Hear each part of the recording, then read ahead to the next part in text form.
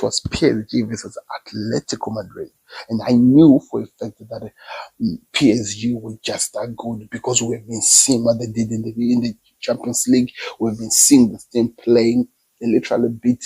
I think they now hold the most team with the most goals ever scored in the Champions League final. 5 goals against AC Milan with no response. That has to be very clear. With no response.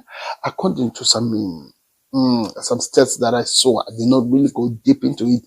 I heard that they've scored 100, 105 or 106 goals in 2025 alone. So that is from January to the end of season. They've scored 105 goals.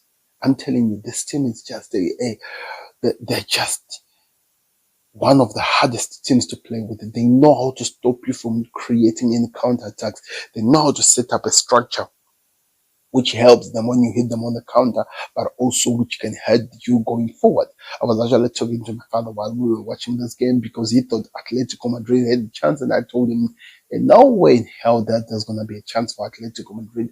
The reason why I was talking about it, because he was saying that the thing he was complaining about was that Atletico Madrid is not covering, or it's not covering the spaces that they're leaving for this PSG team. That's why PSG are having fun to take advantages and actually really hurt this team by so much with the way it's going. Then I was like, I hear you. I'm not refusing. What you're saying is correct. But you have to understand something that is really important. And I thought he was missing this point. And it is how PSG has some of the best footballers in terms of their midfield. Their midfield is probably the strongest I've ever seen. They have some of the little people, Jam Navas and Vatina, height-wise, body structure-wise, they're very small. Fabian Ruiz, of course, maybe might be better because he's taller, but they are very small body-wise, yet they are just so good technically, controlling the ball, moving the ball. They know how to take advantages of small spaces as well as even when there's so much space.